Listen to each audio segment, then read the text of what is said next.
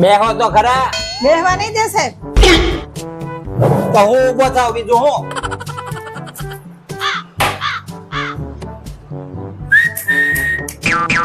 શું થાય છે? શરદી થઈ ગઈ. કપ ભરાઈ ગયો છે એની છાતીમાં.